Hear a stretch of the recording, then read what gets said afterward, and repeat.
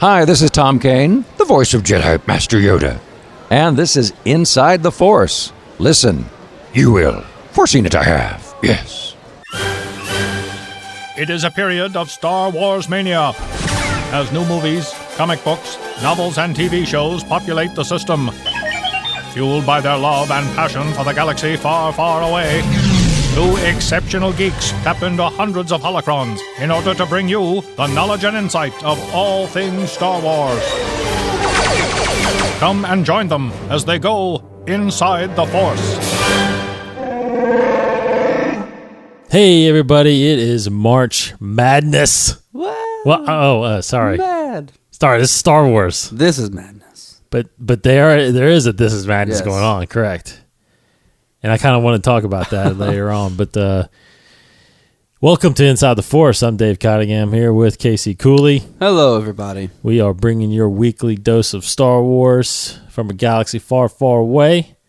You can follow us on Twitter at Inside the Force, InsideTheForce.com for all the episodes of this podcast. And then, of course, check out our YouTube channel, youtube.com/21network, where you can get all kinds of playlists, one of them being Inside the Force, where we're starting to bring you some more video from this podcast on all kinds of different topics. So check us out there. All right, so at first I thought, wow, this is going to be a pretty short episode because I didn't know there's that much to talk about, but we actually got a lot to talk about.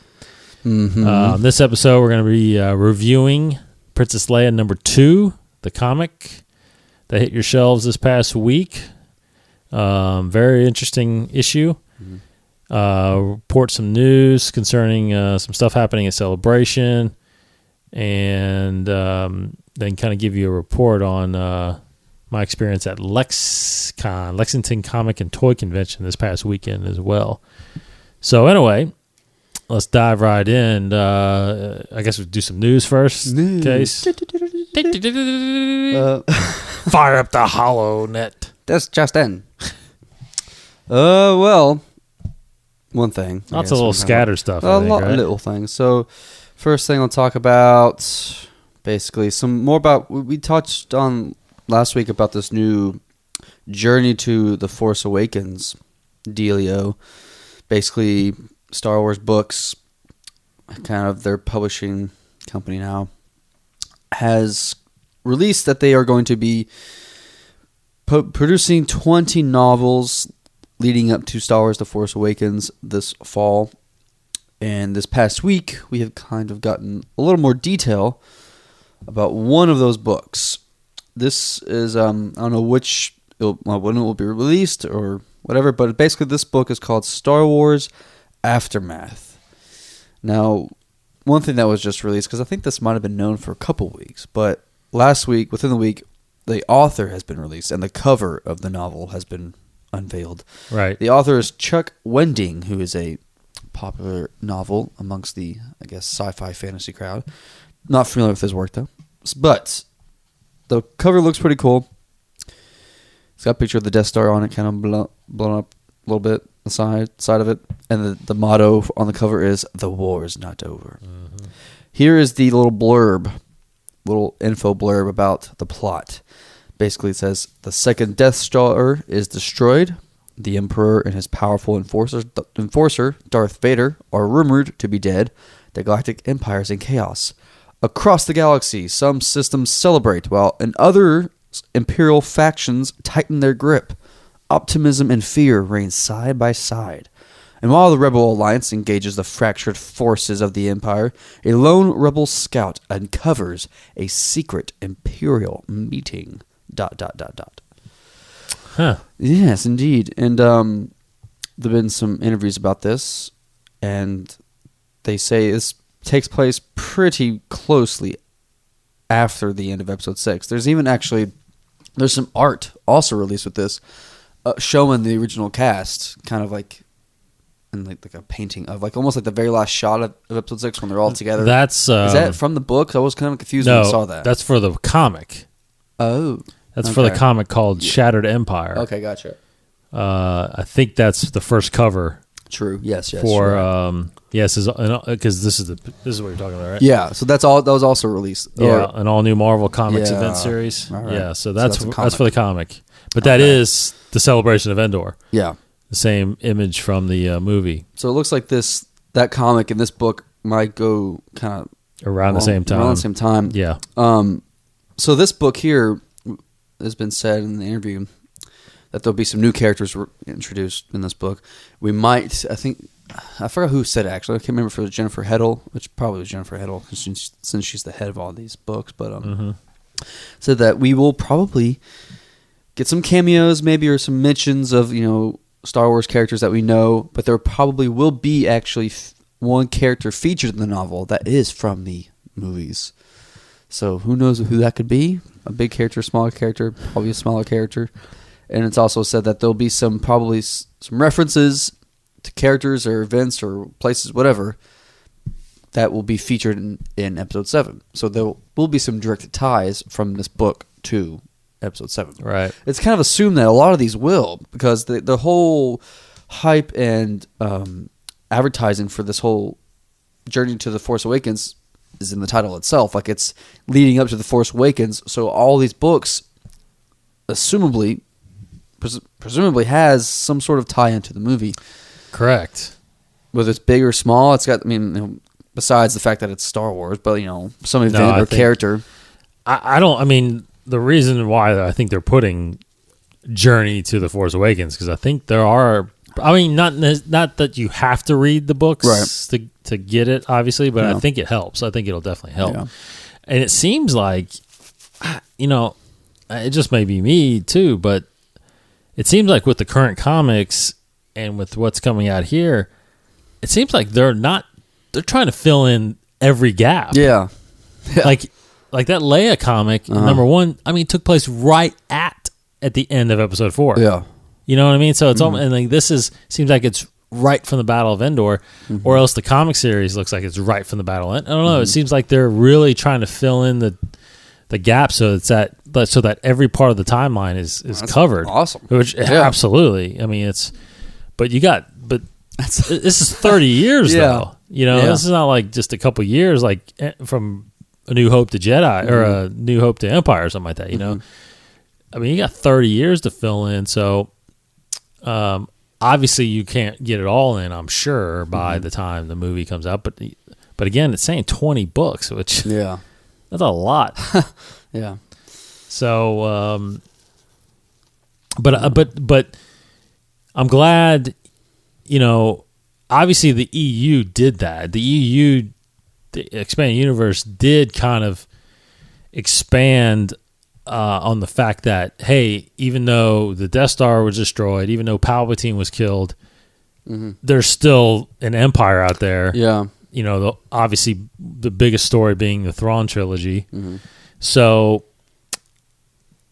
it seems like, obviously they're taking that aspect of that part of the story where there's remnants of the empire out there that's still kind of resisting the change. Yeah. And the fact that we still see stormtroopers in The Force Awakens kind of harpens that there are still factions of empire out there, and there's still a war that's brewing for 30 years. It makes total sense. Even Star Wars has an article about this, and they kind of go along with that, saying, like, some of the things they say is, a new government is forming to replace the empire. Galaxy is a big place. Basically, some people may not even know. Like, what the heck? Like, we talk about the empire. Does everybody accept the fall? It says here. Apparently, again, I don't know if this is canon though, but apparently, prior to all this, one of the things that the Emperor did to cease or try to stop the rebellion was he disabled the holonet. Remember, he disabled communications basically throughout the galaxy. So there weren't updates that no one really. So to prevent the outer worlds and the outskirts of kind of even hearing about a rebellion.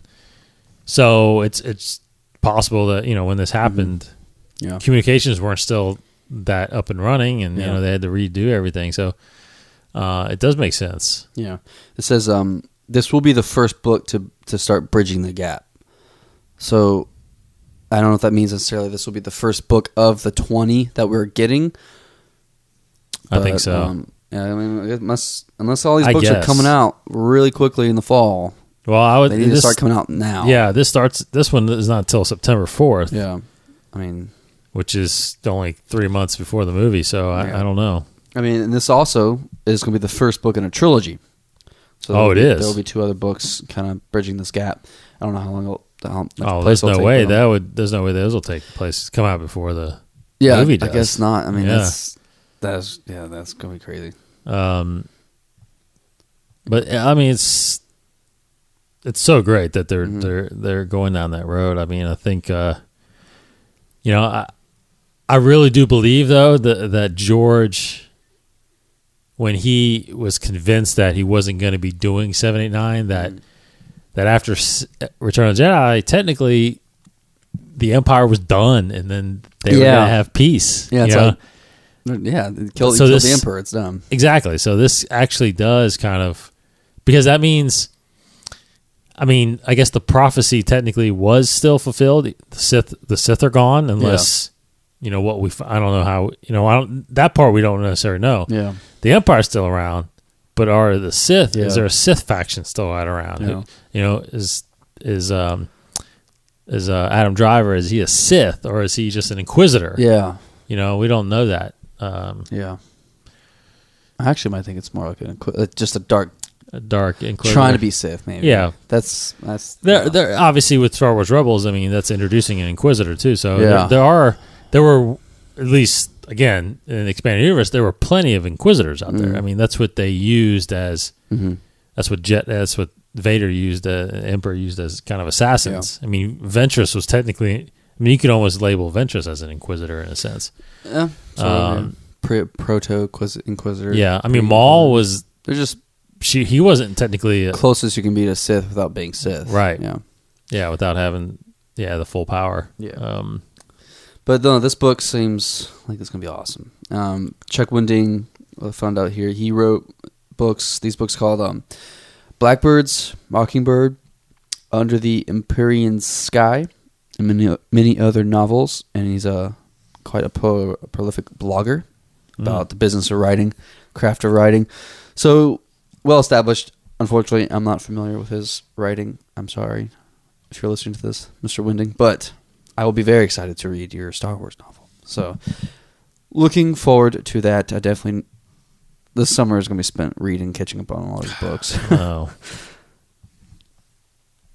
Yeah. All right, what else? Well,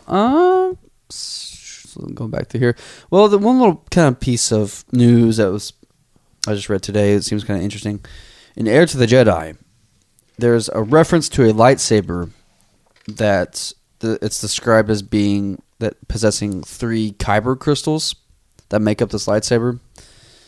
And it's not like explicitly said necessarily, but Star Wars is even going as far as to say that this description of the lightsaber kind of unravels, they say, some theories about the crossguard lightsaber, saying almost that the crossguard lightsaber is featured in the Heir to the Jedi novel.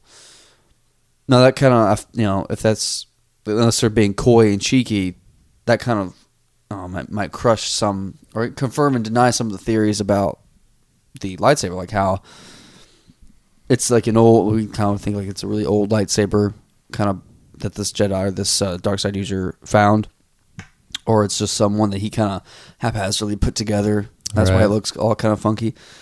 So as soon as I get to that book and get to that page where it's described, perhaps I can give you a more thorough review on it. But if you're reading the book, pay attention to that. Apparently, it's early on in the novel where Luke is looking at disassembling this lightsaber to learn how to build his own, and he notices that this lightsaber has 3 kyber crystals, and it's all about it's really vague about where this lightsaber came from. He got it from a Rhodian, but the owner of the actual lightsaber is obscure a little bit. So.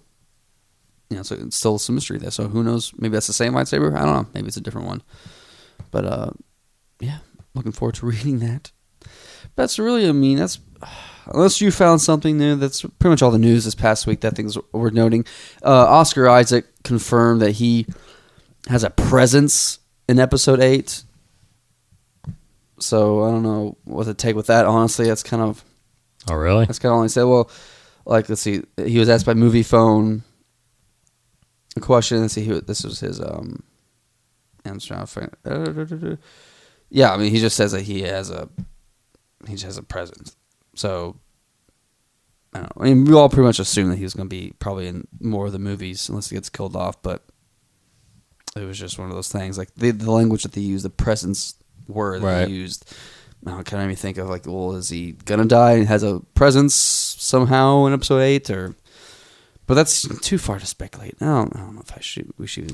Well, I think there was one other bit of news that I'm not sure if it was confirmed or not, but it was rumored that on the top of the list to direct Episode 9 was J.J. Abrams. That's right. Yeah. So he may return to close out this trilogy. That would be awesome. Which would be awesome. Yeah.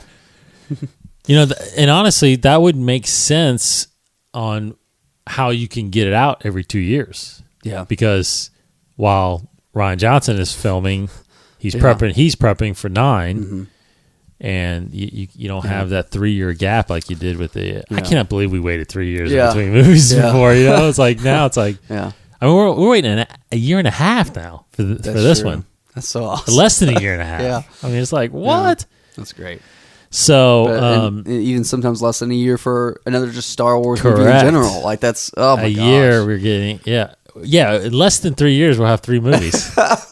Oh my gosh. That's ridiculous. Yeah, Rogue One. That's awesome. Yeah. I'm so excited because Chris Weitz, the director, the writer of Rogue One, tweeted not too long ago, the other day, that he's actually writing the movie currently, or I guess working on the script, and he kind of posted a link to the music he's listening to while he's writing it, and it's by a band called Girl Talk. Very interesting band if you all are not familiar with it. Their music is pretty much just a medley of popular songs kind of remixed and mashed together. Yes. It's actually amazing. It's good driving music, and it's actually apparently good writing music. So if that's any indication of what the movie's going to be about, it seems like it's going to be a pretty epic and action movie. And I mean, I don't know if we even talked much about it, but I was just kind of thinking, like, I feel like Rogue One, like Felicity Jones, I'm pretty sure she will be Rogue One. I think it's that's a good bet. I don't know. I started watching Theory of Everything with her. She's really good. She can be a leading. The question that everybody's kind of wondering is whether or not does it actually refer to the squadron, or is it something else? You know what I mean? Like, I don't know. If she's part of, I don't know. That's hard to say. It really is hard to say. I mean, it could be anything. Could be anything. Something totally cool you don't even know about. Some Star Wars Rebel news. They released kind of the programming schedule for Celebration Anaheim concerning Star Wars Rebels. There is so basically here's the rundown of what, if you're attending Star Wars Celebration and you want to get to see all the Star Wars Rebel stuff, here is kind of what's coming. On Saturday, April 18th, there's going to be a panel called New Allies and New Villains in Star Wars Rebels Season 2. So that's from 11 a.m. to noon. And that's out Celebration stage. And you get a sneak peek at the second season of Disney's hit series Star Wars Rebels, which continues the epic adventures of the crew of the Ghost and further reveals the early days of the rebellion against the Empire. Dave Filoni, Freddie Prinze Jr., Vanessa Marshall, Taya Shakar, Steve Blum, Taylor Gray, and other guests will discuss the Starling story developments revealed at the end of Season 1 and offer some can't-miss exclusive previews what's to come in Season 2. Yeah! I'm going to try to make it to that one. Yeah.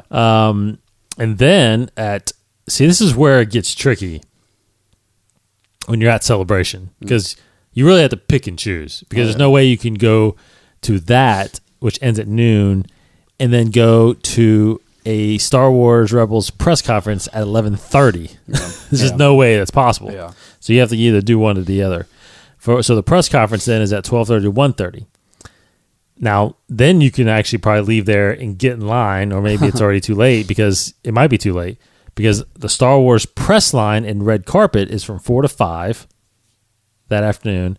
So this is all Saturday, which then leads to the Season 2 global premiere screening from 5 to 6:30. That's at the digital stage, 3rd floor, Ballroom 300. Witness the global premiere of Star Wars Rebels Season 2, which launches a whole new set of adventures for the Ghost Crew and hints at the challenges to come under the shadow of the new adversary, Darth Vader. Attendees will be the first to see the 2-part second season premiere following an encore screening of the thrilling Season 1 finale. Perfect. So that's why it's from 5 to 6:30 because you're getting an hour and a half of Star Wars Rebels, the Season 1 finale and the 2-part Season 2 premiere. Man, I hope I can be there for that. Because you remember, we couldn't make it into the premiere. You remember they premiered Season 5 at Celebration 6, and we couldn't, because we were doing something else. Yeah. We couldn't make it. And I'm telling you, Star Wars Celebration is tough sometimes because you really have to pick one thing. You know, like when we got in line for Hamill. Yeah, that's it. You know, you had to be there for like 2-3 hours before you even get in there, but it's so worth it. So anyway, that's on Saturday. If you're attending, you might want to make some plans and pack up some snacks in a backpack and get in line. Some Pop-Tarts. Yeah, lots of Pop-Tarts. Cliff Bars, whatever you do. But and just a reminder, Thursday morning, it kicks off with JJ and Kathleen Kennedy. Yeah, sometime in there as well, though, they're actually going to show some Battlefront. They're going to officially unveil the game. That's right. So most likely they'll be playing the demo. That's kind of what they did for 1313 back in the last celebration when they unveiled that game. Oh my gosh, we need that game. We need that game. I'm definitely going to get that game. I'm very excited for Battlefront. I got to get my Xbox One by then. Yeah, because it's going to be ridiculous. But the stuff we've seen so far of Battlefront looks amazing. The graphics look way better than the previous games, as it should. But it seems like they will be officially not releasing, but just unveiling the game with some footage, all that good stuff. Whew. Very exciting stuff. Very exciting. So just real quick too, more guests added to Celebration. Of course, Billy D. Williams. I think we already mentioned maybe Ian McDermott will be there. Yeah. Of course, your cast of Star Wars Rebels, Carrie Fisher, Mark Hamill, Peter Mayhew, Ray Park, all these guys will be there. So, man, good times. Going to be lots of people. All right, so let's see. Moving on to the comics. We got Princess Leia number 2, which hit stores this past week. Case, what did you? So we pick up. The first issue kind of just told the story of Leia being, basically being hunted. There's a bounty on her because she's one of the few Alderaanians that have survived the Death Star, and obviously being part of the rebellion, and now that the first Death Star has been destroyed, the Empire's really kind of ramping up trying to get her. The Rebel Alliance wants to keep her safe, but she wants to go round up all the Alderaanians out there, so she kind of takes up on herself with a pilot that's Alderaan, and they kind of head out. And their first place to head out is Naboo. So what'd you think of issue 2 here? I liked it. Definitely picked up for me towards the end, but and actually clarified some of the motivation behind why they're going to Naboo, kind of just like their whole mission in general. Because I don't know if I missed this in the first issue, but apparently just all Alderaanians kind of have somewhat of a bounty in a way. Like they're all being hunted. Yes. Because they just basically the Empire just wants to completely wipe out a genocide of all Alderaanians just because of what they represent against the Empire, just because of Bail Organa pretty much in the rebellion. So that's kind of why Leia and her pilot, I guess how you pronounce her name is Yvonne. Yvonne, yeah. Two A's there. Yes. Why they're doing this is so they can pretty much rescue them from the Imperials who are hunting them. So Leia knows that there is a faction of Alderaanians in Naboo, so she's going to go there and find them. I mean, I thought this was a good story.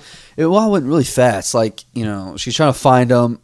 She quickly finds them, kind of thing, and there's just like somewhat of a twist thrown in there that wasn't that much of a big reveal. Really, the coolest parts of this issue were just kind of the moments with her and Bail, the flashbacks that we got. Yes. Because just kind of, once again, solidified the original trilogy to the prequels. Like you saw Princess Leia in the illustration of Jimmy Smith as Bail Organa, like connecting those two together, those two worlds. And then when Leia gets on Naboo, she sees a painted mural, some sort of mural of Queen Amidala.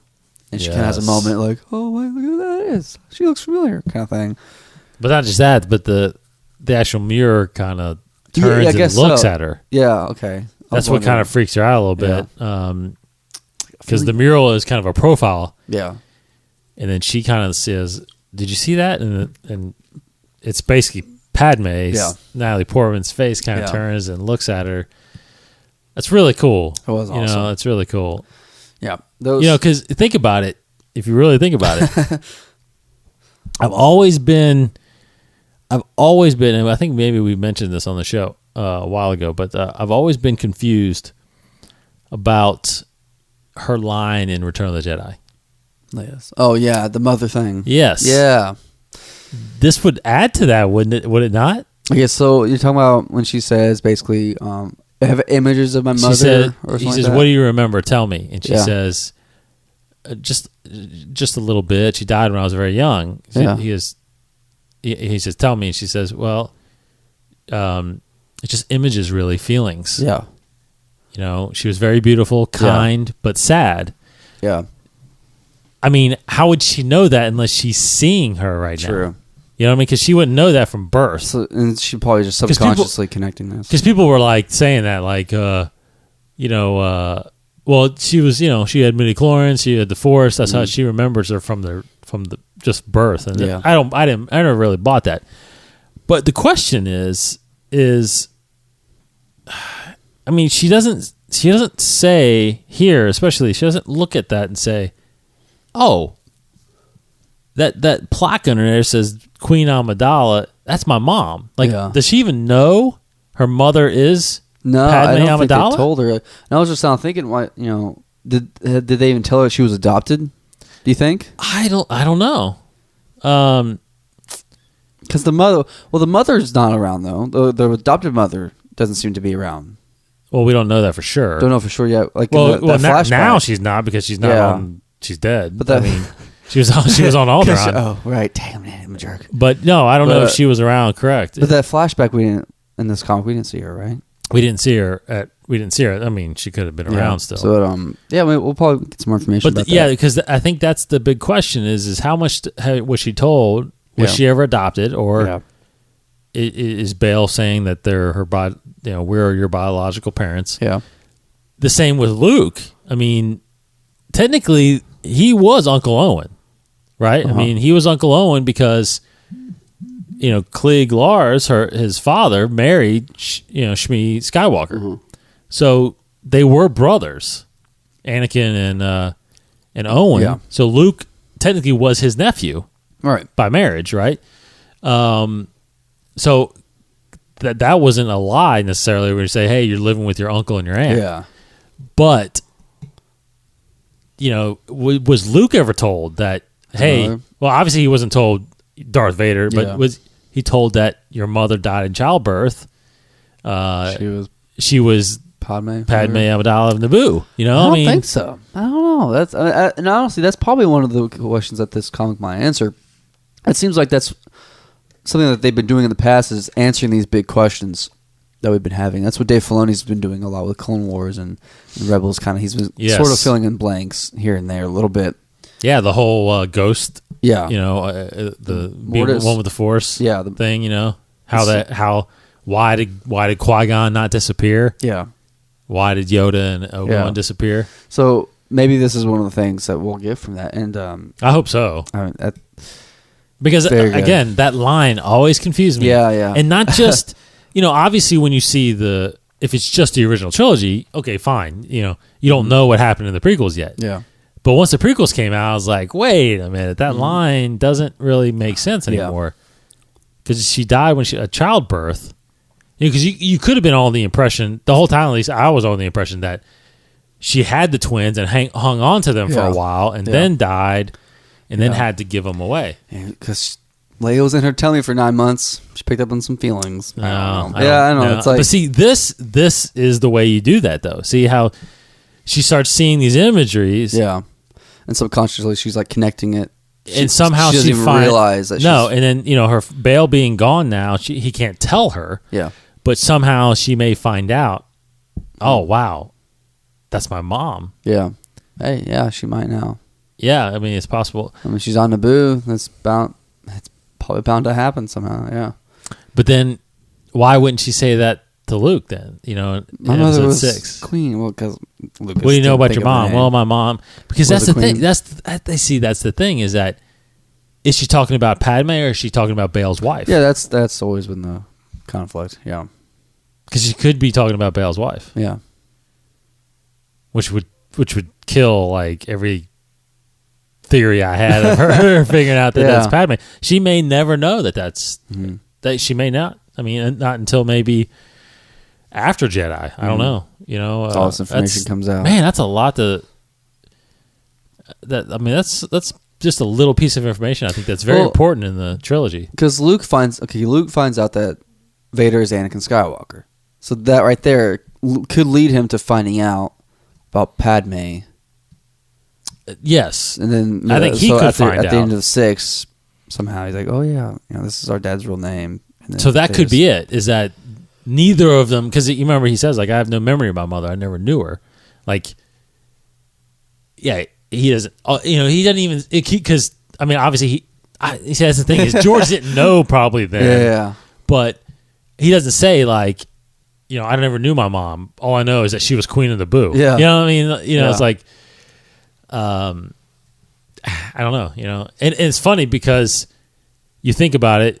It's Princess. It's always been Princess Leia. And it's like, well, what is she a princess of? And then you find out that, okay, well, her mom was queen, but that has nothing to do with it. It's because Bail is royalty that she's actually a princess. Yeah. So I don't know. It seems to be logical to think that by the end of Return of the Jedi, they still have no idea that Padme was their mother. Mm-hmm. And her lines of she was very beautiful, kind but sad, that could still refer to her adopted mother that she doesn't even know is her adopted mother. Yeah. Right now, that makes the most logical sense. Yeah. But something like that is really cool to incorporate that. And I hope there's more of that where she sees this image of Padme that's technically trying to kind of watch over her or tell her something. I don't know. I think that's really cool. So very good. Anyway, issue number 2 is out on stands right now. Go check it out. Next week on shelves, you get Darth Vader number 3. So another great comic series right now in Star Wars, and we'll definitely read that and kind of review that too as well. Okay, so I guess last thing I want to talk about. We got some time here. We'll wanted to mention my experience at Comic Con last week. I guess you didn't make it down there, right? No, I wasn't able to. So Lexington Comic and Toy Convention, LexCon, happened this past weekend. And so I had some good and bad experiences. The best part of it was the company I work for, actually, we were basically hired to shoot the con and cover the con. We were going to do some marketing stuff for them. So we actually were able to get a booth as well. Our buddy Charles Thompson, he he's like a big toy collector, reseller. So he like got this booth together, got all these toys out and everything like that. So it's pretty neat. But so I was able to actually put some comics out and sell some comics, some Walking Dead comics. So anyway, my real experience was it's gotten big. Lexicon has gotten really big over there. I think this is only the fourth or fifth year. It's gotten so big where they had to move some of it to the upstairs convention floor, which kind of made it hard. I think a lot of people were complaining that they didn't really even know there was an upstairs. So, they did a good job of trying to get people to filter up there. They had the ticketing up there, whatever, blah, blah, blah. Anyway, but there was a couple Star Wars people there, Jeremy Bullock and Peter Mayhew. Jake Lloyd was there, but he was I didn't see him out there that much. But I tell you what, Jeremy Bullock, I've seen him a lot at celebrations, and he does the same thing. He doesn't sit behind the table. He comes around the table, and he's got all his pictures kind of laid out there, and it seems like I've never got in line, but just from a distance and watching him, like he's so interactive with the fans. Yeah, like they'll come up, he'll give them an autograph, take a picture, but then he'll just talk to them briefly. Yeah, that's great. And he's really cool, and Charles has met him before. He says he's a super nice guy. Now I bought a carded Chewbacca figure, kind of one of my things. It wasn't an old one. It was like 2010 or 2011 or something like that. Bought that and got in line and got to Peter Mayhew. He got to sign it for me. Now I was, we just briefly talked. It was funny because me and Chad went up to, or me and Corey, your brother, went up to him and said, Corey, while I was signing it, Corey said something like, I think he told me about this. Yeah, he said, hey, I'm glad you were able to get in that movie that's coming out. And he's like, what movie? Yeah. He's got this big... He's got a big voice. Is he European? Yeah, I'm pretty sure. Is he British or something? Or European or something? He's got... Yeah. But... he talks real slow. Really deep. But here's the thing, is like, I definitely don't want to knock him because I understand his position. But, later on, me and Chad went around, we were getting interviews for the convention. Again, I could totally understand, when people technically like us that say, hey, we have a podcast, we want to get you interview. Yeah. There's a million podcasts out there. Oh yeah. I understand that. If you want to say no to an interview, that's fine. We've been told no plenty of times. But, we were working for the convention. We were shooting for the convention, and there was no one around Peter at the time. We went back to him. This is like 3 hours later or something like that when I went down and saw him. No, I take that back. That was Friday. This is actually Sunday. So this is 2 days later. Yeah. So me and Chad go down there and kind of walk up to him and say, hey, Peter Mayhew, do you mind if we get some words for you for the convention? And right off the bat, he basically was like, no. It's not in the contract. Oh, wow. I was like, well, this is just a few words for the convention. Yeah. No, not in the contract. So I was kind of like... Yeah, that's off-putting. You beep, and I was like, fine, that's fine, whatever. And I can understand, there's a lot of celebrities that go by the book. Yeah. There's a lot of them that are lenient. We eventually talked to Adrianne Curry, which I do want to drop in. I'll do that on this episode. Let's do that. I want to drop in a soundbite. We got a soundbite from her because she's a huge Star Wars fan. Yeah. Okay. Do you know who Adrianne Curry is? The name sounds very. She won season one of or something. She won season one of. She does some cosplay, but she won season one of America's Next Top Model. Yeah. And currently does a ton of just appearances and cosplaying and TV hosting. Okay. Yeah. And she's got something coming out with Stan Lee she's really popular. But anyway, we were able to talk to her again. She was easy. We just walked up, said, "Hey, do you mind to get an interview?" She's like, "Yeah, come on." You know, very, very beautiful woman. But anyway, so here's a quick soundbite from her about what her thoughts are on the Star Wars movie. You are, of course, a big Star Wars fan. What are your thoughts on the new Star Wars? I have zero expectations for it, so if it's good, I'll be really happy, and if it's bad, I'll be like, well, I had zero expectations for this. Did you like the new Star Trek reboots with JJ? I liked the first new Star Trek reboot. The second one, I just felt played too much on stuff from the show instead of being original. The first one was original and fun, and then the second one, the whole Spock, Kurt, it was just... I felt like, okay, guys, we've seen this before. Did you try this time? It just wasn't as exciting for me.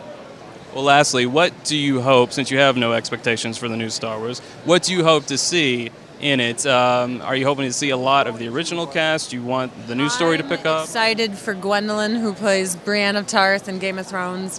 I've met her. She is a tall, lovely drink of water. I think she's amazing, and I cannot wait to see what she brings to the table in Star Wars, because, I mean, it's like two of my favorite things mashing together, so woo. Okay, so that was Adrianne Curry. Sweet lady. We're going to have a video up on our YouTube channel of the whole interview if you want to catch it, but that was just kind of a little bit of what Chad asked her about Star Wars. So anyway, again, we talked to some people. Yeah. Another one we talked to, we would talk to Walter Koenig, who played Chekhov in the original Star Wars or Star Trek series. Chekhov. You know, unfortunately, we lost Leonard Nimoy a couple weeks ago, and it is kind of surreal a little bit because, you know, you sometimes you tend to forget that these actors are getting old. Oh yeah, the Star Trek ones. You know, the original Bridge but it throws you off a little bit because I actually see William Shatner several times a year because we do work with him, and he's kicking around like nothing. Man, is going on. I mean, he's in his 80s, still doing TV commercials and trying to get acting gigs. So it's hard to gauge their age through him. Yeah. But I tell you what, Walter, if you go to the YouTube channel, that interview is going to be up as well again too. So. But these guys are, Leonard Nimoy passed. Nichelle Nichols was here. Not Nichols. Is there a last name Nichols? I think Uhura. I can't remember. Oh, I don't. But I know Nichelle's her first name. But she was on the show. She was at Lexington last year. So. I'm not a huge Star Trek fan, but anybody that's listening to us that is, I suggest if you can get to a con and meet these guys. Yeah. Unfortunately, you might not have that much time. Yeah, true. So really get there. And on the Star Wars side, get there. Yeah. Because you never know. Hell, we almost lost Harrison Ford. Yeah. So it's, I'm glad we met Carrie, Mark. We saw Ian McDermott, in person. Seen a lot of them, I want to meet a lot of them. I met Peter Mayhew. I was glad I was able to do that this past time. So it's unfortunate to think like that, but these guys are only going to be around for so long, and if you got a chance to meet them, or just because they've touched so many of us, man. Oh, yeah. I mean, the fact that we're getting a movie with Luke Skywalker in it again. Come on, man, it's awesome. So anyway, I don't know. My thing was, and I kind of want to get your opinion on this case real fast, is what I noticed at this con, and it's obviously at every con, especially if we go to Star Wars Celebration, it's like it's everywhere, but they're still pumping out figures. Yeah. Obviously. I mean, there's merchandising. There's merchandising. But I was always, it was funny because for me, I was always thinking that you only put out figures and merchandising around, like a movie release, right? Like in '83 when Empire or Jedi came out, it's like, okay, here's all the merchandising for that movie. Yeah. But and then whenever I was watching in the '80s, I was watching Transformers, so there was a big toy line. Yeah. I was watching G.I. Joe's, and there was a Yeah. big toy line. But, and the thing about it is, those kind of ended, right? Like, they don't rebox and put a new Optimus Prime out every time. It's only Optimus Prime from, like, the Transformer movies that are out now. Yeah. It's not the original Optimus Prime. But, like, this Chewbacca figure I bought, I mean, it's the same card, but it's a different figure. Yeah. So, I don't know. To me, it's almost, I don't know what your opinion is. To me, it's starting to kind of really just saturate Yeah. obviously, the people are going to buy it. They're going to make money. And I understand the new generation part of it. But, for me, it's like, I wish you would do something different, because it's the same card. That's the only thing I'm kind of confused about a little bit. They put it on the same card back, same picture, but just the figure is different. So it's like, so you want? So what are you saying? You wish that they had the old toys? Is that what you're saying? no, Or- I'm just wishing that they would kind of make them a little bit more unique. Yeah. You know what I mean? Like, change the card up, or change because when you're looking at it, this part is exactly, this is the original 84 one, right? So I always wonder, like, okay, I can understand you're reprinting it, or I can understand you're updating the figure. Right. Like, this is a whole different Chewbacca than this one. Yeah. Because that one doesn't have articulating, arms it's and very stiff. yeah, very, dick. Yeah. I can understand that, but why not?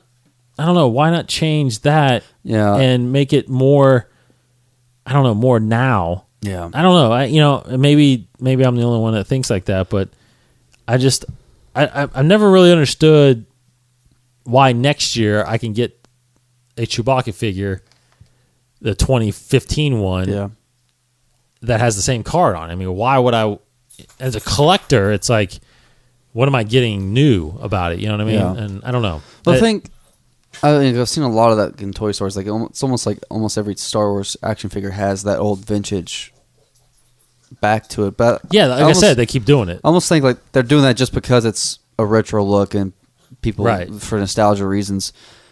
Although they are doing that, because I remember growing up getting the Power of the Force toy line. See, now they changed it up there a little bit, which is fine. That's kind of what I'm thinking. Like, they came out with the Power of the Force around the special editions. Special editions, correct. Yeah. And you see a lot of those at conventions. Even Charles had a ton of those. He was trying to sell a ton of those. So I can understand that part. Yeah. And there was a gap. I think there was a gap, like maybe in the 90s, where they didn't sell these. Mm-hmm. But now they've kind of brought them back. So I don't know. I'm not really complaining about it. I'm just saying, because I got a whole shelf full of, when we went to Celebration, I bought 2009 or something like that. They had those figures out. I bought them unpunched and all that stuff. But it just kind of saturates it a little bit, So, but what's really cool, I gotta say, this is why I've kind of brought it up, is they've recently come out with this Black Series. Oh yeah, man, those, now they have two versions of it. They have the Black Series where you have the original size figures. I don't know what size they were, maybe 4-inch figures. Yeah. But then they have the 6-inch figures, which are incredible looking. They're a little more pricey. Yeah. But they're in a bigger box. I've got a Boba Fett one here that I don't even want to take out. 3 3/4 inch and 6 inch. Yeah. Yeah, so the 3 3/4 inch is the original figure size. But then you have the 6-inch figure size, which are the same as those Justice League ones that I have over there. These are awesome. These Black Series, and they're increasing. Their value is already going up because, once they put out a wave, they once they sell out, they don't really put them out anymore. So, yeah, they don't have that many of the 6-inch. They do, well, they've done 4 little waves. There's 4 in each wave, and I think they've done 6 waves. I think there's like 24 of them out there. Looks like there's 5 waves of the 3 3/4 inch, and they're working on their 4th wave of the 6-inch, because they've got 14 toys out now. I think they have Anakin Skywalker. They were having a Chewbacca, but it says here it's been canceled and postponed. Been postponed to like another phase of it, and they have a clone trooper. Yeah, they got for the 6-inch, they have Luke Skywalker, Stormtrooper Han, Greedo, Boba Fett, Princess Leia as Jabba's slave, Darth Maul, Sand Trooper, R2-D2. There's an exclusive one of Boba Fett and Han Solo and Carbonite that was released in San Diego Comic Con 2013.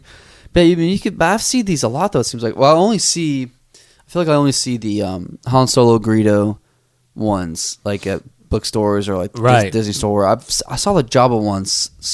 I think at comic store. I think. Well, no, yeah, there's a ton of Jabbas at Toys R Us. Yeah, which I want to get one of those. Yeah. But no, these these Boba Fett's, they're not in the stores anymore. That's. And I think this was wave. Does it say what wave this was? I think this was Boba wave Fett 2. Is 2, yeah. Yeah. So, in the Darth Maul in that. That's in wave 2.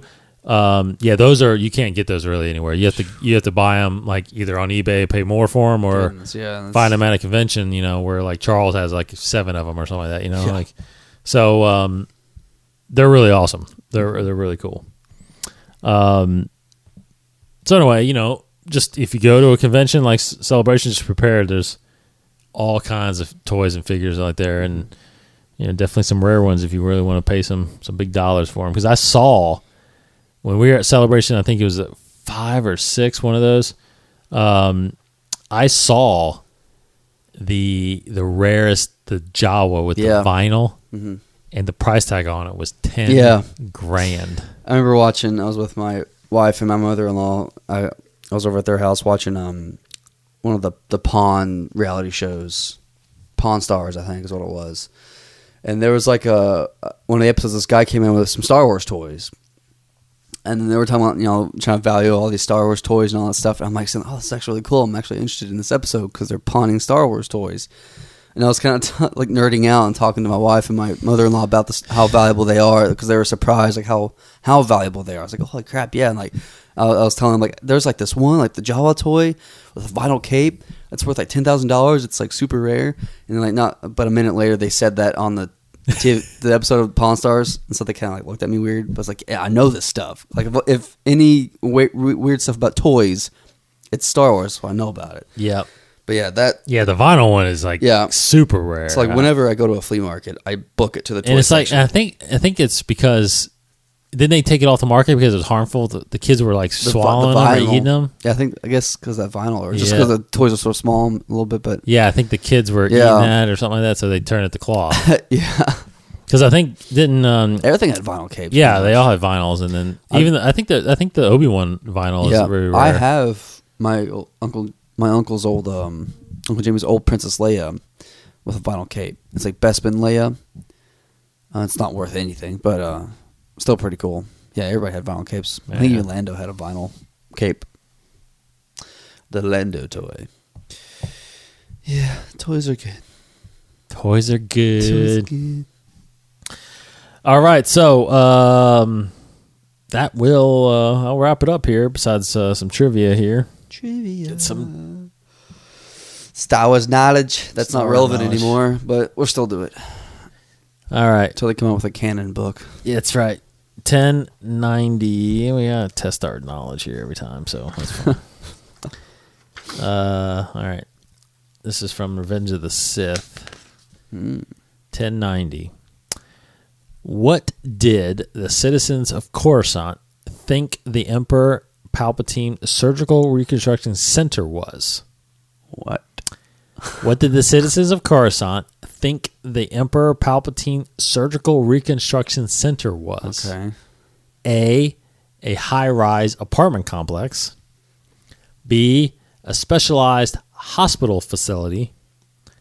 C, a posh spa. Or D, a repository of Sith evil. Ew. Surgical Reconstruction Center. I think I'm just gonna probably go with B. Yeah, what's that? That's the hospital question? one. It's 1090.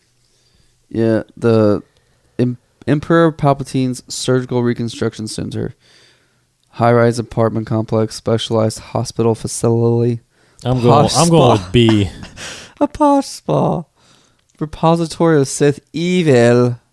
Remember, it's like a Dr. Evil thing he'd say almost. Yeah. Repository. Yeah, I'll go with B as well. I mean, it seems the most logical choice. But who knows? I've been wrong before, so we'll do B. We'll both say B.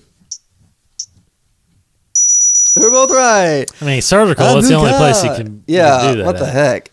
Why would the Emperor even have that? I don't know. Surgical. I guess for his Just emergencies. let him die. Yeah, no, they just take him there. Yeah. They have Dr. Pigface in there. Dr. Big face, yeah. Evazon up there. Yep. Probably doing his little cyborging. So I just want to briefly mention that This Is Madness is going on at StarWars.com. That's the tournament that they're doing on there in conjunction with obviously what's going on with college basketball. You can go there and vote on their tournament, light side versus dark side. Some of the matches that have concluded already. Princess Leia has beaten Hera. Yoda has beaten Qui-Gon. Han Solo has beaten Lando. Captain Rex has beaten Gregor. General Grievous has beaten the Inquisitor. Jango Fett has beaten Greedo. Darth Maul has beaten Emperor Palpatine. Nice. And Pre Vizsla has beaten Hondo. Didn't Ahsoka beat Luke Skywalker? That has... I feel like I saw it somewhere. She won the play-in vote. Okay. So he is not part of this tournament. Wow. Yeah, so the play-in, I think Princess Leia ended up being a play-in. And, yeah, Luke is out. So Ahsoka, the Jedi is Obi-Wan, original trilogy Obi-Wan, Ahsoka, Yoda, and Qui-Gon. So you're right. And this is Ahsoka, like new Rebels Ahsoka. Okay. So anyway, that's still going on.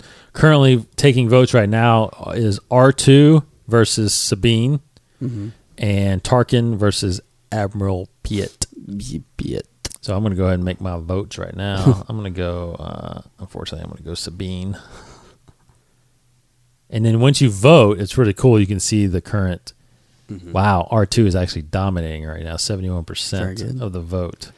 And I'm going to go Tarkin, and he is dominating with 83% of the vote right now. So that's really cool. That concludes, I think, right around the championship game. So, all right. That'll do it for us on Inside the Force. Check us out next week after we review and read issue 3 of Darth Vader. Hopefully some more big news comes out. We will talk a little bit more about our upcoming Star Wars fan film, Star Wars Rebels, that we mentioned a couple times, because we're going to release that here soon as well. So anyway, check us out. He is Kryptonian1138. I am D Cottingham21. That is our Twitter handles. For Casey Cooley, Anakin, you're breaking my heart. You're going down a path I can't follow. Sorry. It's good. Because they're talking about Padme. Little Padme, yeah, absolutely. Going for some, maybe not the best line in the world, but it's funny. Hey, it's a good one. It's Star Wars. It's Natalie Portman. Yeah, I'll defend it. Defend it. I'll fight. Good defense. Yeah. Thanks. All right, so that'll do it. Go root for your team in the tournament. Go Cats. Yes. Go Cats. Goodbye, everybody. That's Casey over there. See ya. I'm Dave, and may the Force be with you. This has been a production of the 21 Network. For more great podcasts, visit 21network.com. To view additional content, subscribe to our YouTube channel at youtube.com/21network. Follow us on Twitter at 21network for the latest news and updates. The 21 Network, for the fan and all of us.